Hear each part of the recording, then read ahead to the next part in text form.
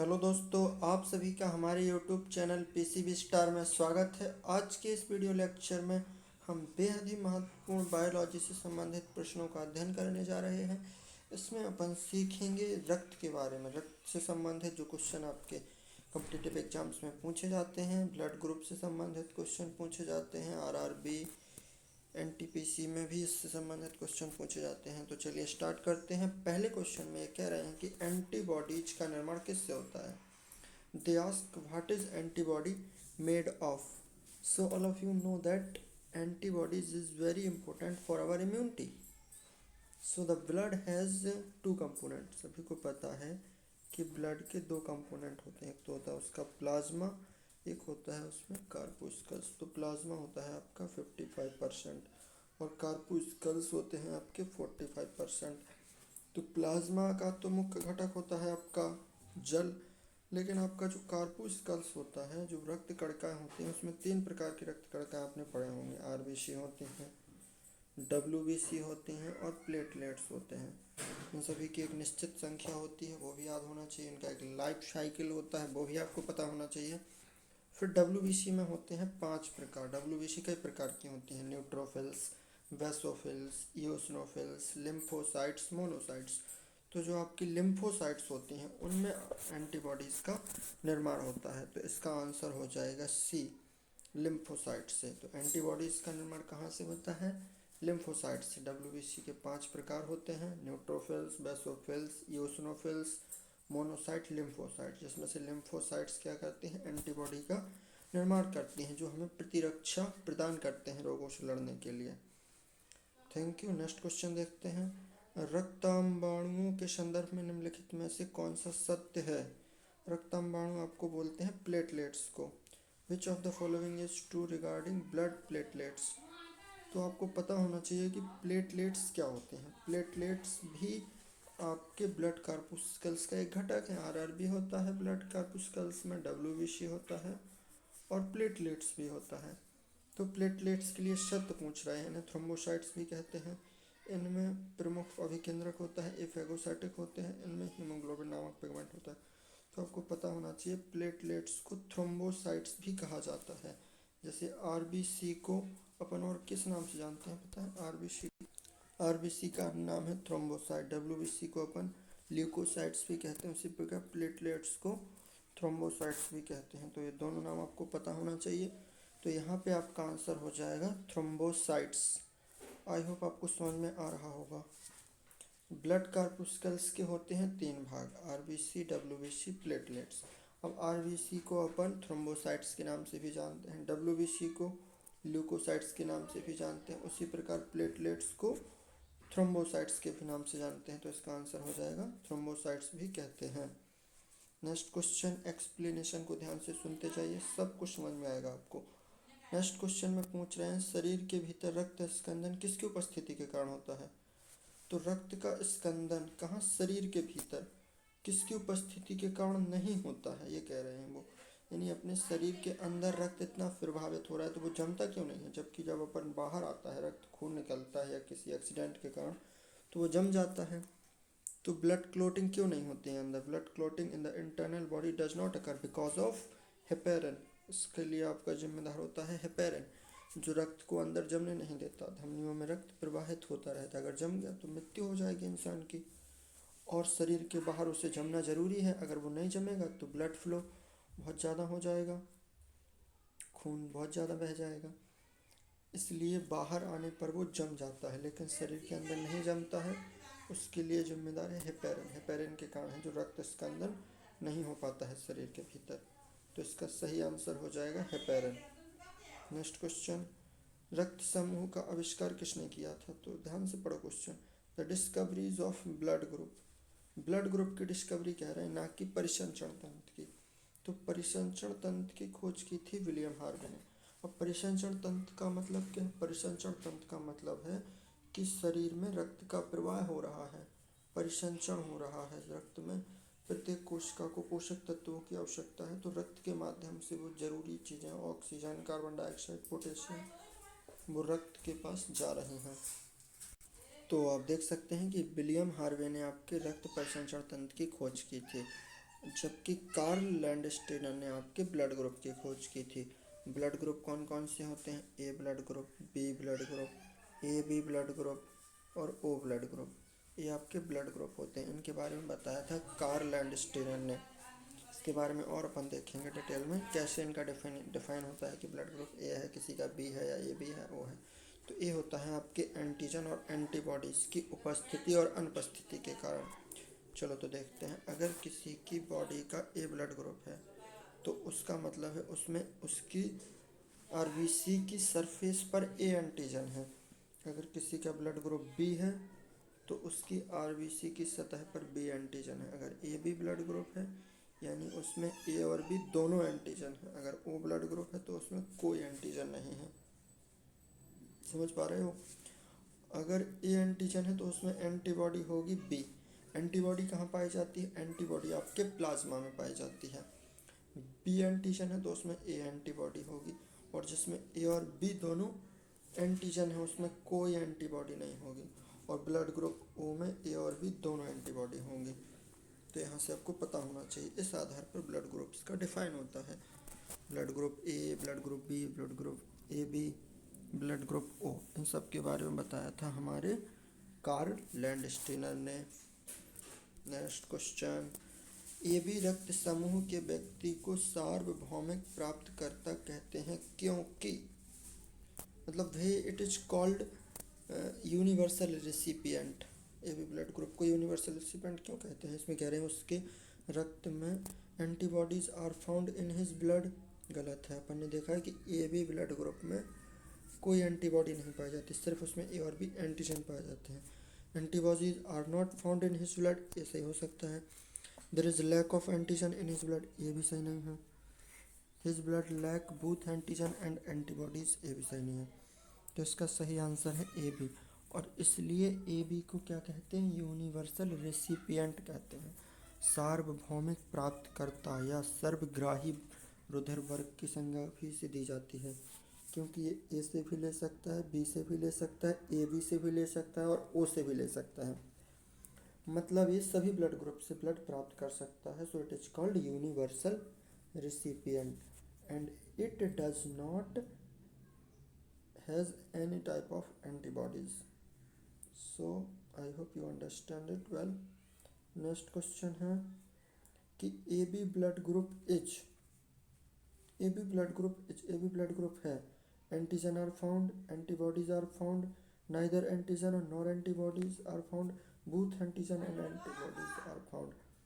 तो इसका आंसर हो जाएगा antigen are found, B, A B blood group में एंटीजन पाया जाता है। यस, तो इसका आंसर हो जाएगा ए। It is simple. और ए बी ग्रुप से संबंधित क्वेश्चन है, ए बी ब्लड ग्रुप से संबंधित क्वेश्चन है। ए बी रक्त वर्ग वाला एक व्यक्ति, a person with A B blood group can donate blood group to deceased person A B and O blood group is called a universal blood donor, can receive blood from any group, neither a universal receiver nor a universal donor. तो इन चार में से कौन सा सही answer होगा? ए B blood group के लिए आपको पता है ए बी ब्लड ग्रुप क्या है? एक यूनिवर्सल रेसिपिएंट है, तो किसी भी वर्ग से रुधिर ले सकता है। इसका सही आंसर हो जाएगा सी। नेक्स्ट क्वेश्चन, मानव रक्तदान के लिए कौन सा रक्त समूह सार्वभौमिक दाता है? मतलब वो किसी को भी ब्लड ग्रुप दे सकता है। तो अपन ने पढ़ा है कि ए बी क्या है? सार्वभौमिक ग्राही है। कैसे याद रखना है कि इसमें ए बी है, मतलब ए से भी ले सकता है, बी से भी ले सकता है और ए बी से तो ले ही सकता है, तो ओ से भी ले सकता है, यानी ये सभी से ले सकता है, इसलिए सर्वग्राही है। और सर्वदाता कौन होगा? ओ। बस ए भी अगर सर्वग्राही हो गया तो ओ क्या हो जाएगा? सर्वदाता। और ओ में भी कौन सा हो जाएगा? O negative. और ये निगेटिव पॉजिटिव का मतलब क्या होता है वो अपन आगे की वीडियो में देखेंगे, आगे के क्वेश्चन में देखेंगे। नेक्स्ट क्वेश्चन, मानव शरीर में सबसे बड़ी धमनी कौन सी है? तो मानव शरीर में बहुत सारी धमनियाँ होती हैं, सिराएँ होती हैं जिनमें रक्त प्रभावित होता है। धमनियाँ मोटी होती हैं, सिराएँ पतली होती हैं। धमनियों में रुधिर का जो प्रवाह है वो तीव्र गति से होता है, सिराओं में धीमी गति से होता है। धमनियों में शुद्ध रक्त बहता है, सिराओं में अशुद्ध रक्त बहता है। ये सब चीज़ें पता होना चाहिए, इसमें अंतर पता होना चाहिए आपको धमनी सिराओं में। लेकिन यहाँ पूछ रहे हैं मानव शरीर में सबसे बड़ी धमनी कौन सी है, which is the largest artery of the human body. So the option is aorta, pulmonary vein, vena cava, capillary. इसका सही आंसर हो जाएगा महाधमनी। नाम भी में छिपा हुआ है उसका आंसर महाबड़ी धमनी। और ये आपके दाएं निलय से रक्त को पूरे शरीर में फैलाती है। इसका आंसर हो जाएगा ए। यहाँ पे देखो समझाया गया है कि किस प्रकार से ये धमनियाँ काम करती हैं। मैं आपको दिखा सकता हूँ जूम करके। देखो ये आपका हार्ट है, इसमें 4 चैम्बर होते हैं। ये होता है आपका बायां हिस्सा, ये होता है दायां हिस्सा। बायां आलिंद, ऊपर वाले आलिंद, नीचे वाले निलय। बायां आलिंद बायां निलय, दायां आलिंद दायां निलय। यहाँ पे आलिंद दोनों में रक्त इकट्ठा होता है पूरे शरीर से और फिर निलय में जाता है, यानी आपके बाएं हिस्से में, इस साइड के हिस्से में आपके अशुद्ध रक्त रहता है और इन दोनों हिस्सों में शुद्ध रक्त रहता है। तो यहाँ से आपका अशुद्ध रक्त पल्मोनरी धमनी से होते हुए फेफड़ों में जाता है और फेफड़ों से फिर शुद्ध रक्त वेन के माध्यम से आता है।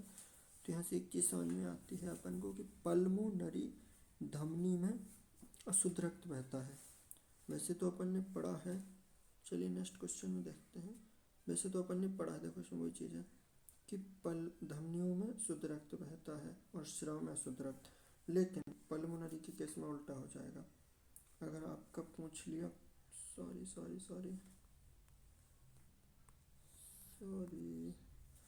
चलिए देखते हैं पल्मोनरी धमनी में अगर पूछ लिया। इसमें देखो विच of the following organ transmit impure blood, किसमें होगा। तो आपका इसका आंसर हो जाएगा इम्प्योर ब्लड होगा आपका पल्मोनरी आर्टरी में। वैसे तो आर्टरी में शुद्ध रक्त रहता है, लेकिन पल्मोनरी आर्टरी में शुद्ध रक्त रहता है। उसी प्रकार पल्मोनरी वेन में शुद्ध रक्त रहता है। यहाँ चेंज हो जाएंगी चीज़ें, ठीक है, इतना याद रखना है बस। नेक्स्ट क्वेश्चन में कह रहे हैं कि मानव शरीर का रक्त बैंक क्या कहलाता है, यानी blood bank of human RBC. या फिर इसका एक क्वेश्चन और बन सकता है, आरबीसी का कब्रगाह है, ग्रेवयार्ड ऑफ आरबीसी। आरबीसी का कब्रगाह किसे कहा जाता है, तो वो होता है आपका प्लीहा स्प्लेन। और इसको ब्लड बैंक भी कहा जाता है क्योंकि यहाँ पर रक्त इकट्ठा होता है, आरबीसी टूटती हैं, इसलिए इसको आरबीसी की कब्रगाह भी कहते हैं। तो इसका आंसर हो जाएगा स्प्लेन, याद रखना। आरबीसी की कब्रगाह या ग्रेवयार्ड ऑफ आरबीसी स्प्लेन होगा और आपका blood bank of human body भी स्प्लेन होगा। नेक्स्ट क्वेश्चन, एक किशोरी मनुष्य में सामान्यतः रक्तदाब कितना होता है। ये कह रहे हैं कि what is the normal blood pressure of an adolescent human. तो आप सबको पता है कि ब्लड ग्रुप होता है नॉर्मल 120 से 80 mm ऑफ Hg। यहाँ पे 120 होता है आपका हाई ब्लड प्रेशर, जिसको बोलते हैं सिस्टोलिक प्रेशर, और एक 80 होता है आपका डायस्टोलिक प्रेशर। ये होता है आपका संकुचन और ये होता है शिथिलन। तो 120 आपका सिस्टोलिक प्रेशर होता है और 80 आपका डायस्टोलिक प्रेशर होता है। और इसका सही आंसर हो जाएगा 120 से 80। ये नॉर्मल ब्लड प्रेशर होता है ऑफ ह्यूमन बॉडी। अगर इसमें बढ़ता है तो वहाँ पे हाइपर कंडीशन आ जाती है और जब घटता है तो हाइपो कंडीशन आ जाती है और आपका उच्च रक्तदाब और निम्न रक्तदाब संबंधित बीमारियां हो जाती हैं। नेक्स्ट क्वेश्चन, निम्नलिखित उपकरणों में से किसको रक्तदाब मापने के लिए प्रयोग किया जाता है। Which of the following instrument is use to measure blood pressure. तो आपको पता होना चाहिए कि ब्लड प्रेशर को मेजर करने के लिए अपन स्फिग्मोमैनोमीटर का उपयोग करते हैं, न कि बैरोमीटर या स्टेथोस्कोप का। We used sphygmomanometer to measure blood pressure and we use stethoscope to measure not blood pressure. We used stethoscope to measure heart pulse rate। हृदय की धड़कन के लिए स्टेथोस्कोप का उपयोग होता है। बैरोमीटर का उपयोग होता है आपका वातावरणीय दशाएं, दाब वगैरह मापने के लिए, वातावरणीय दाब। अगला क्वेश्चन है कि वयस्क व्यक्ति की हृदय धड़कन दर क्या होती है। तो सिंपल क्वेश्चन है, सभी को आता है, पता होना चाहिए। हृदय की धड़कन दर होती है 70 से 72 या 7 to 80 हो जाएगी पर मिनट। आंसर हो जाएगा इसका डी। नेक्स्ट क्वेश्चन, मानव रुधिर यदि अम्लीय हो जाए तो क्या होगा? आपको पता है मानव रुधिर का पीएच कितना होता है? तो मानव रुधिर का पीएच होता है 7.4 होता है अप्रोक्सीमेटली। अब अम्लीय होने का मतलब है पीएच इसका घट गया है। पीएच घट गया है यानी यहाँ पर कंडीशन थोड़ी ख़राब हो गई है। तो यहाँ पे हीमोग्लोबिन को ऑक्सीजन की वहन करने की क्षमता कम हो जाएगी। हीमोग्लोबिन ऑक्सीजन को सही से रिटेन नहीं कर पाएगी और इसका आंसर हो जाएगा ए। और क्वेश्चन है कि नहीं, देखो और क्वेश्चन है, रुधिर तंत्र की खोज करने वाले प्रथम वैज्ञानिक कौन थे? तो आपको पता होना चाहिए कि रुधिर परिचंचरण तंत्र की खोज किसने की थी। तो अपन ने पहले क्वेश्चन में देखा था कि रुधिर परिचंचरण तंत्र की खोज की थी विलियम हार्वे ने। तो इसका आंसर हो जाएगा विलियम हार्वे। स्वस्थ मनुष्य के रक्त में प्लेटलेट्स की संख्या कितनी होती है? तो ये होती है आपकी 2 लाख से अधिक होना चाहिए प्लेटलेट्स की संख्या पर mm³ ऑफ ब्लड में। यहाँ पे आपको मिलानी है मैचिंग हार्ट, आर्टरीज, वेन और कैपिलरी से संबंधित मिलानी। पहले पूछ रहे हैं anatomies of arterial and venal blood.